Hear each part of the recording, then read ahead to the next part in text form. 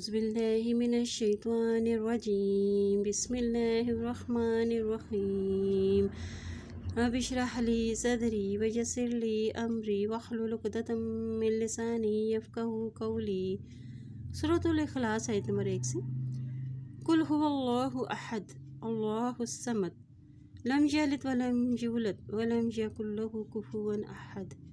کہہ دیجئے کہ وہ اللہ ایک ہے، اللہ بے نیاز ہے، نہ اس نے جنا اور نہ وہ جنا گیا، اور نہیں ہے اس کے لیے برابر کا کوئی بھی ایک۔ یہ مختصر سی صورت ہے اور بڑی فضیلت کی حامل ہے۔ اسے نبی صلی اللہ علیہ وسلم نے ثالث یعنی 1/3 قرآن بھی قرار دیا ہے اور اسے رات کو پڑھنے کی تلقین کی ہے۔ بعض صحابہ کرام ہر رکعت میں دیگر صورتوں کے ساتھ اسے ضرور پڑھتے تھے، جس پر نبی صلی اللہ علیہ وسلم نے فرمایا کہ تمہاری اس کے ساتھ محبت تمہیں جنت میں داخل کرے گی۔ سبب نزول میں یہ بیان کیا گیا ہے کہ مشرکین نے نبی صلی اللہ علیہ وسلم سے کہا تھا کہ اپنے رب کا نسب بیان کرو۔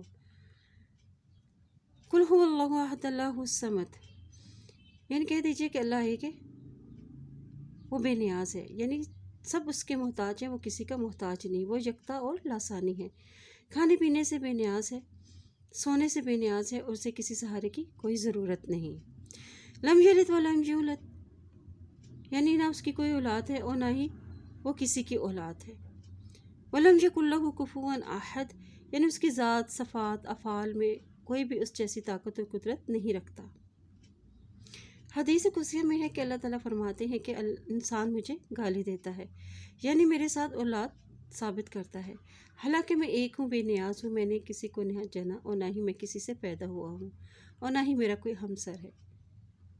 اس صورت میں ان کا بھی رد ہو گیا جو متعدد خداؤں کے قائل ہیں اور جو اللہ کے لیے اولاد ثابت کرتے ہیں اور اس کے ساتھ شریک ٹھہراتے ہیں۔ سبحانک اللہم و بحمدک اشہد ان لا الہ الا انت استغفرک و اتوب الیک۔